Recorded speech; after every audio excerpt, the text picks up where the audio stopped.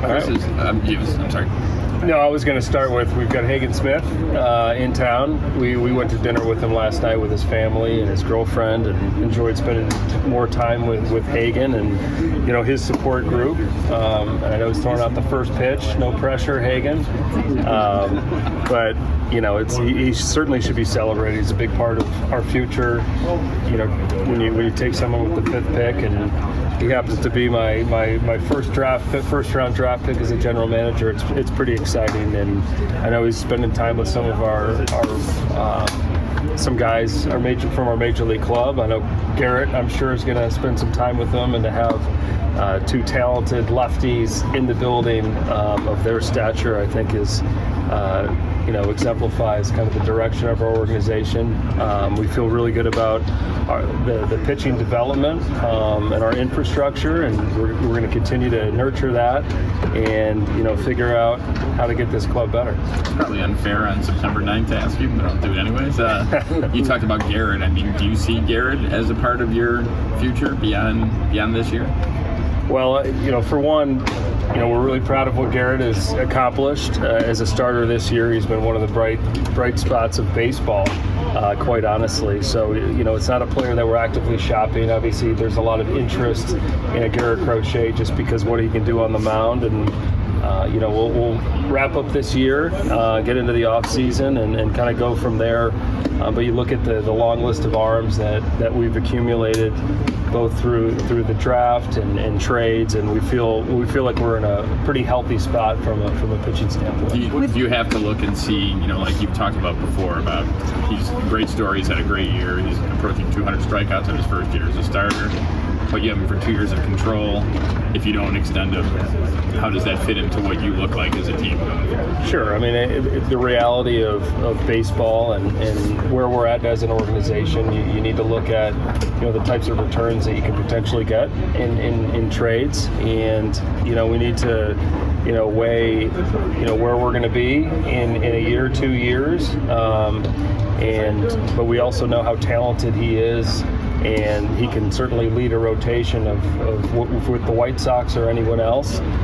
So we're going to take advantage of what he's capable of doing as a starter. But also, I think it's wise to see, you know, what the market holds for a Garrett Crochet, to see if we can improve the White Sox for the future. Is there an interest in Luis Robert? Would you say the same thing of Luis? Same situation?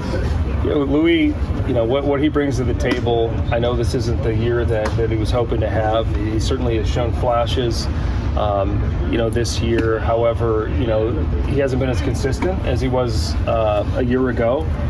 You know, he has brought the defensive, you know, prowess that you know he brings to the table offensively. You know, I know he's working on being more consistent. We just need to get him back to being Louis Robert. We'll figure out, you know, what's best for Louis and the White Sox later. When you talk about Garrett Crochet, besides on the mound, his contract, the fact is he's a leader in that clubhouse. At 25 years old, he's got the pitching staff around him and seems to enjoy that spot. Isn't it hard to find another player to replace that? It's not easy to replace. I mean, but you have to start with his talent. That's definitely not an arm that's easy, you know, to come by when it comes to taking someone like that out of the rotation and then plugging someone in. You know, he is really taking on a leadership role. I think culturally, you look at our starters, you can see it in the dugout during games and how they're rooting for each other and they prepare together. I mean, that's what we're looking for. That's what we want. We want to build on that, and that goes on the hitting front as well. And we need to figure out how to score more points and support some of the arms that we have. So is there any interest in exploring an extension with Garrett this offseason? We'll have those conversations with Garrett and his team. You know, that he's got every right to you know, play under the contract he currently has, and if he wants to go into free agent to see what he can do, I mean, that's his right. He's earning that. But we'll, you know, the dialogue's still been very strong with Garrett and his group, and we'll continue to talk this offseason. How much did the RSN situation and the economics of baseball all over, all 30 teams, impact some of the moves you have to make with scouts and letting people go, and, you know, having to deal with realities of budgets?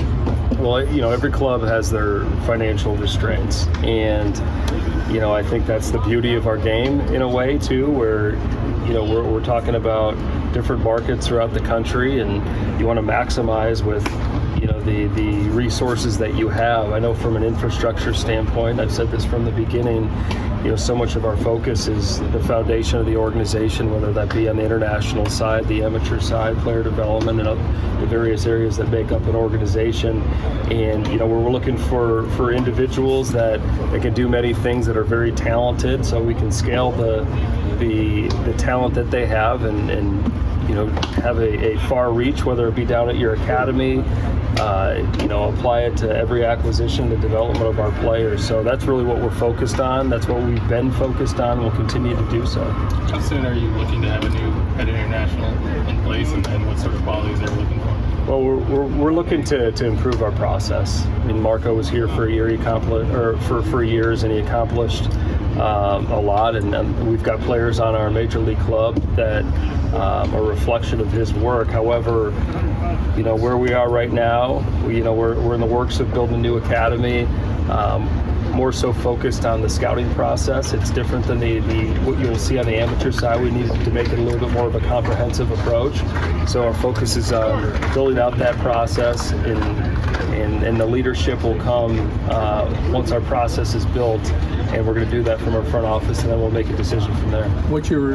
So basically what you're saying is people that work with you and moving forward, and guys that are working with you now, might have to wear multiple hats in their job, not just one thing. They might be in charge of more than one, right? Well, it's not really. We're looking for individuals that can do a lot of different things and understand, what a solid process looks like.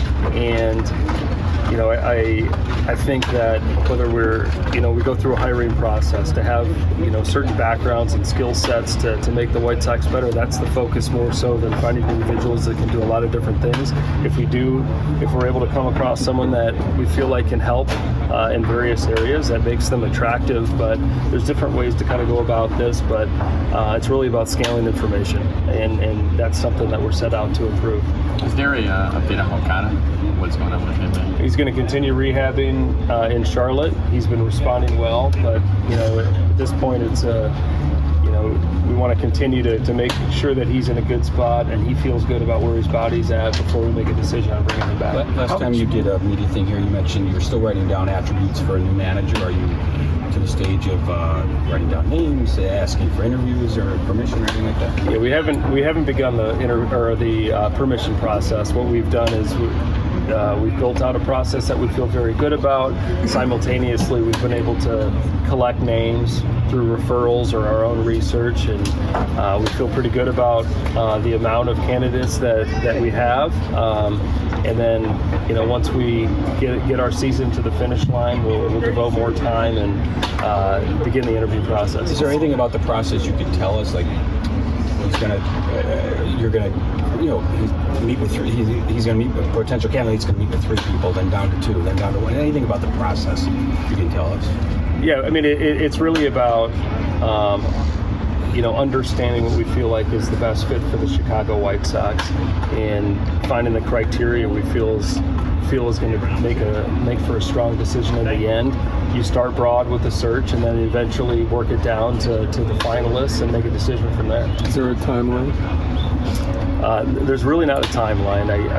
More than anything, I want to be respectful to other organizations with what they're trying to accomplish. So, and with that being said, we want to finish strong here and finish our season the best that we can. And then, come October, we'll have a little bit more time and be very intentional on the interviews, and then eventually we'll get to the finish line. But in regards to really defining the timeline, we're not going to rush into anything. We're going to be as thorough as possible and then make the best decision for the White Sox. One more question about Moncada, and that is, you've been very respectful of him and he of the White Sox, but there has to be a underlying feeling of frustration on both parts, right? Where you're at and how this is ending. Well, you look at, going into this year, we were banking on, Yuan playing third base and being healthy. Now, his body had something different in mind, and it's frustrating that we didn't have that on the field regularly for us, because it would have made us more competitive.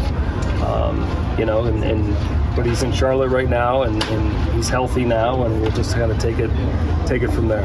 Folks might look will at. be involved with the process with the new manager. How many? Is it just a few, several? How many people will be involved with the process? Different levels of involvement. Our baseball operations group, will certainly, be a large part of building out the criteria and going through the interview process. But you've got people that are inside the organization and outside the organization that can be of help, whether it be through the referral process or gathering more background information. So I would say it's fairly broad with the involvement. Now at the end of the day, it's going to be my decision. It's going to be the baseball ops decision. We're excited to name the next Chicago White Sox manager. You talk a lot about processes and stuff. Are you kind of coming up with, I don't want to use like White Sox way type thing, but are you coming up with something like that, like a set of processes and kind of things you want this organization to do so it's not changing all the time? Yeah, so we're definitely looking to, when we talk about creating something that's sustainable, it's more than just,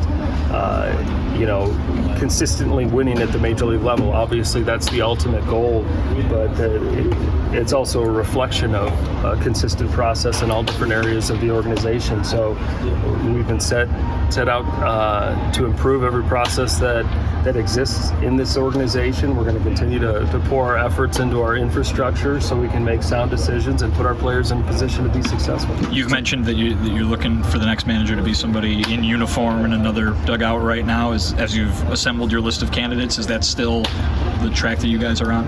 Yes. Yeah, that's the target pool. Our target pool is of candidates that are in uniform with other organizations right now.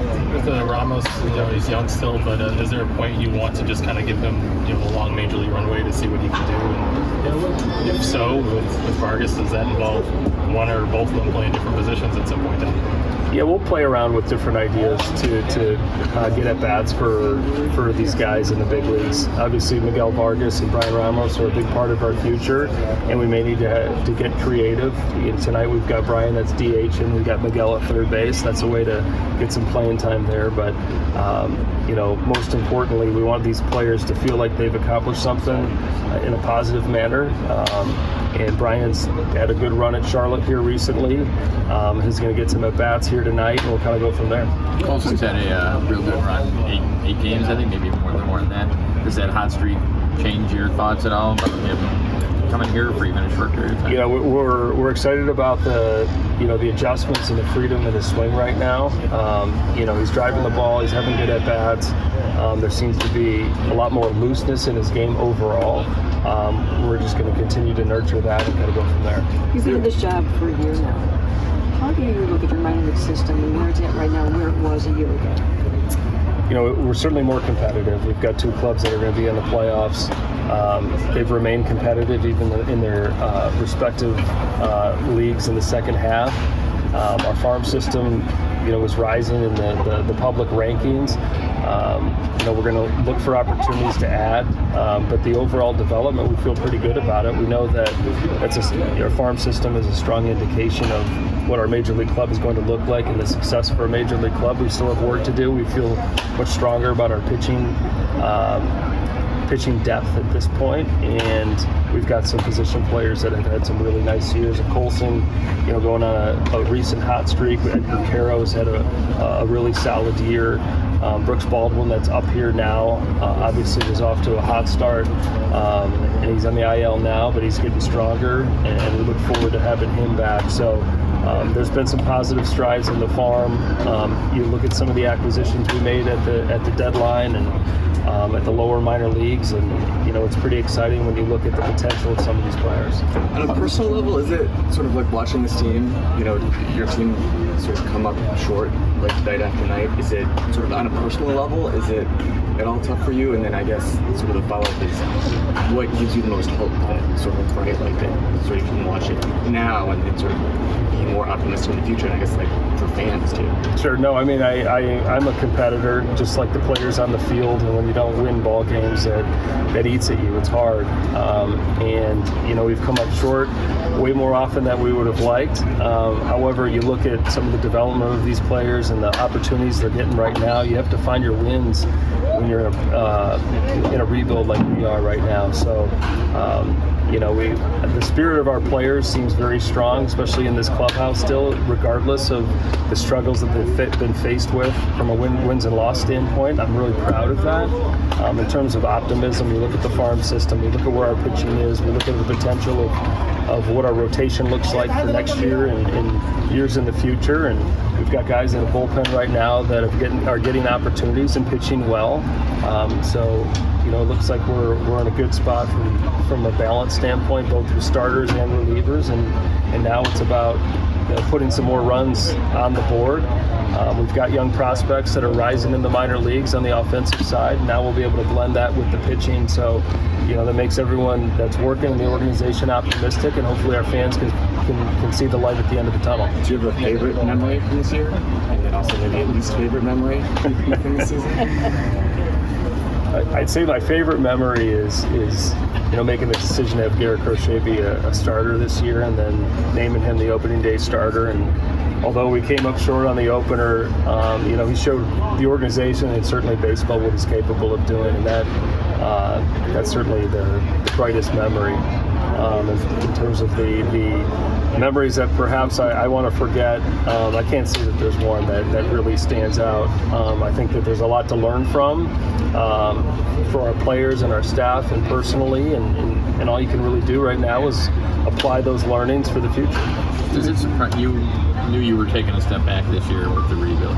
Does it surprise you that it's gone this far back? That you're looking at possibly a record-setting loss total? How do you analyze that? Sure. I think if you would have told me we were going to end up flirting with a record, I would have been a little surprised. Now, if you would have told me prior to the year that we would have ended up over 100 losses, 105, 110, I wouldn't have been as surprised. But this is the cards that we've been dealt at this point, and you try to make the best of it, and I think it's an opportunity to embrace the situation that we're in. As someone that grew up in Detroit and saw the Tigers in 2003 with 43 wins, and 3 years later, we're in the World Series. So I view it as, kind of the frustrating part of the story, but I also know that the future's, looking bright, and it's going to make it just that much sweeter once we get there. I think when news comes out of, you guys cutting pro scouts is a natural question. Are they replacing that, or are they cutting back? Do you see additions in kind or kind of new staff that you're adding to the front office that you're having an eye to over this offseason? Yeah, we'll be adding. It's never easy moving on from individuals that that work in your organization, have been here for a stretch of time. With that being said, we're looking for ways to improve this for the future, and we're going to look for individuals that can help build out a process and allow us to go out there and make sound decisions and develop these guys both at the minor leagues and major league level. You mentioned the fluidity in Colson's swing. How much of this season's kind of been adjusting to becoming a bigger, stronger guy who maybe is not maybe not as fluid as he was in the high school, but kind of has to adjust to his new body? Well, he's an athlete that he's certainly maintained his athleticism, and he's gone through his struggles for the first time really in his career, and I think that's really going to bode well for his future. What you don't want to have happen is players come up to the big leagues and struggle for the first time. So he looks like he's a guy that's overcoming those struggles, and he's made some adjustments, and I think that's just a testament and a positive sign for the future for Colson. What has stood out to you about those first couple of outings for Hagen? Yeah, Hagen, he certainly hasn't disappointed. You know, he's got big stuff, and you know, you look at what he can do with his fastball and breaking pitches, and you know, kind of reminds you of other pitchers that you currently have in the organization and other pitchers across the league that are leading rotation. So, you know, getting to know Hagen more and more and meeting his family. You know, when you look at players and you evaluate players and you get a stronger understanding of their support system, he's well positioned to have a successful major league career. Very confident in that. I'm sorry. Are you open to the methodology that has existed in the White Sox so many years with bringing top pitchers through the bullpen, or is that a case-by-case basis as to what you and your people see in his abilities? Case by case. You know, I am open to bringing future starters in bullpen roles to get acclimated at the major league level, perhaps in shorter stints.